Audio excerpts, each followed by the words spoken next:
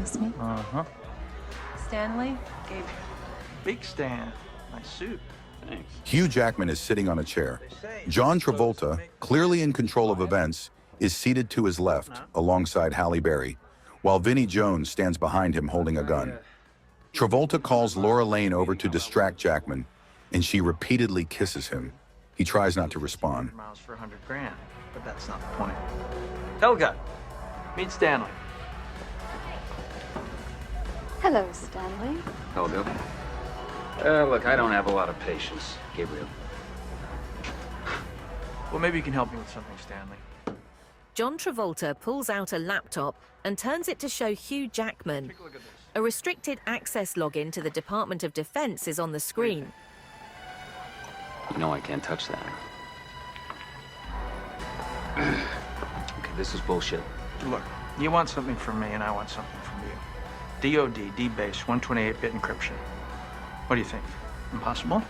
Nothing's impossible. Good. So it can be done? Maybe slide in a Trojan horse hiding a worm? Something like that. Is this an interview? Sort of. Marco, let's give him some incentive. Vinnie Jones puts a gun to his forehead. Hey, what are you doing? Relax, Stanley.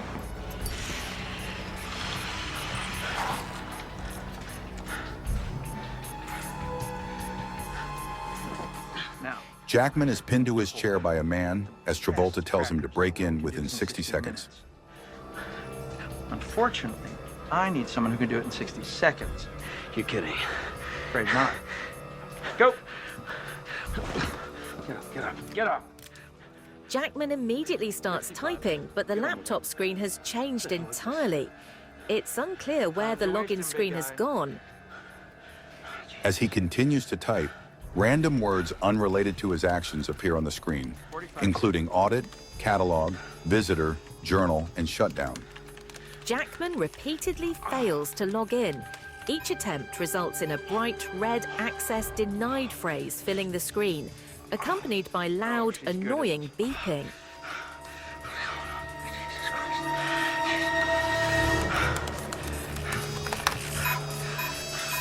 More time! Come on, Stan!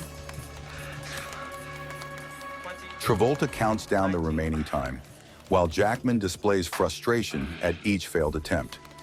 Random numbers and statements, such as char buffering and IP addresses, appear on the screen.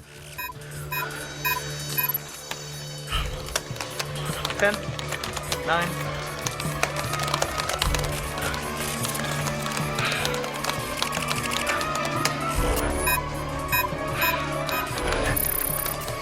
3, 2. Eventually, time runs out, and when Jackman fails, they laugh at the pretense that he was going to be killed.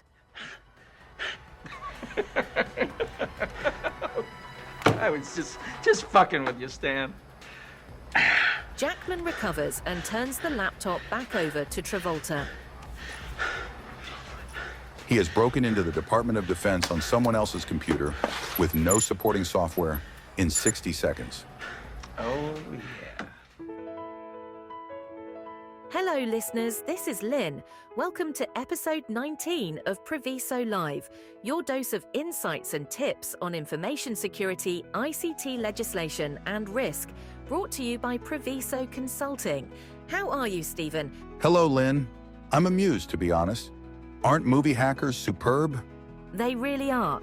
If this is what hackers are really like, it's impressive that organizations can secure themselves at all. Movies are created to entertain, are often paced quickly, and many viewers are not familiar with information security, so these scenes are scripted to excite. Realism often goes out the door. Lynn, what are the common inaccurate tropes that movies use? Well, the first one is the speed and efficiency of hackers.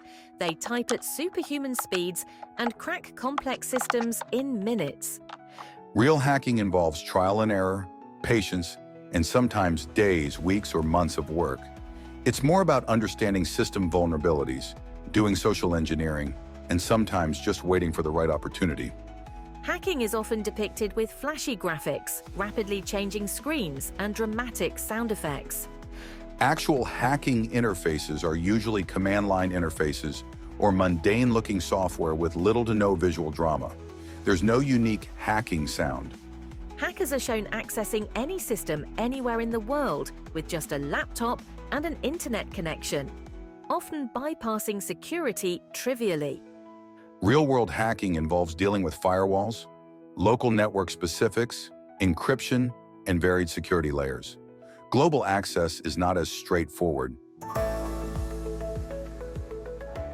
Hackers guess or brute force passwords in real time, often with a cool animation showing the password cracking. Password cracking can take an extremely long time, especially with strong encryption, unless the hacker has some form of pre-compromised access or uses very sophisticated methods like rainbow tables for weaker passwords. Social engineering is sometimes shown as simply tricking someone over the phone or via email with minimal effort. Successful social engineering involves deep research, understanding human psychology, and often long-term manipulation. It's not just about one phone call or email. Hackers are often portrayed as either dark hoodie-wearing loners in basements or genius, socially awkward teens. Wow, where'd you get this? I was trying to break into Protovision. I wanted to see the program for their new games. Hey, wait, Tim, I'm not through yet. Remember you told me to tell you when you were acting rudely and insensitively? Remember that? You're doing it right now. Hackers come from all walks of life with diverse backgrounds, skills, and motivations. They can be professionals, ethical hackers, or part of organized groups. A hacker plugs in a USB drive, and suddenly, with just a few clicks, they have complete control over the system. Physical access can indeed be very powerful, but it doesn't work like an instant takeover button. The software on the USB would need to exploit specific vulnerabilities or use existing backdoors. Hackers face little to no legal repercussions, or they easily escape custody.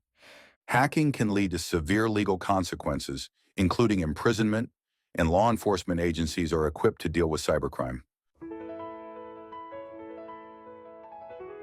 Terms like firewall, virus, Trojan, worm, and hacking are used interchangeably or incorrectly, leading to misconceptions about what these terms actually mean in the context of information security.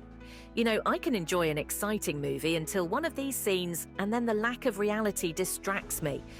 Ed Wood said movie viewers suspend belief, but, like you, this distracts from the reality of the entertainment for me.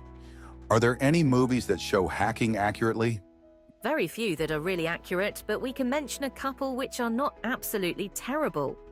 A very early movie, War Games demonstrates using social engineering to bypass security measures, a realistic tactic. While the technology is dated, the movie does a decent job of showing the process of guessing passwords and the consequences of unauthorized access to systems, particularly with the theme of interacting with a military computer system. I nominate Sneakers.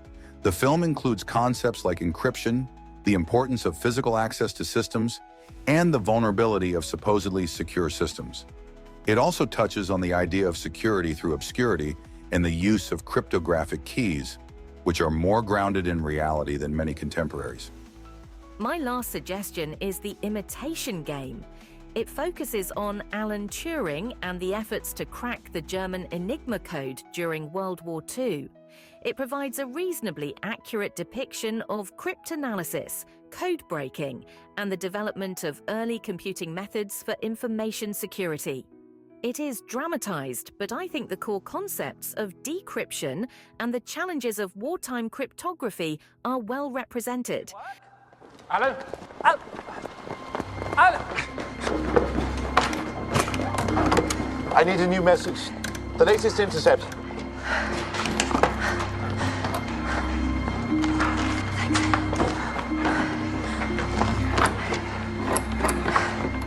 O T. Ready? Yes. M. M. Y. Y. M. M. S. S. A. A. I. I. C. C. T. T. R. R. I. I. S. S. O. O. A. A. Y. Y. R. R. I. I.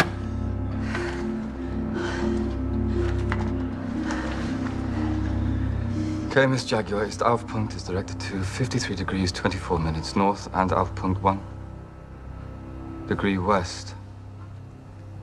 Klar.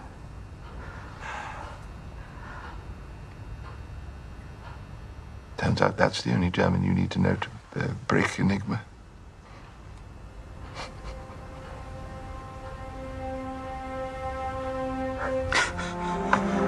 Yes!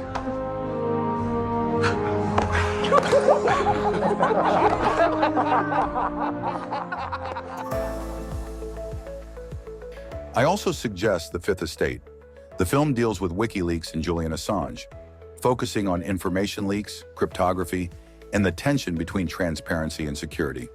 While some events are treated with artistic license, the movie illustrates the use of encryption for secure communication and the complexities involved in handling sensitive information.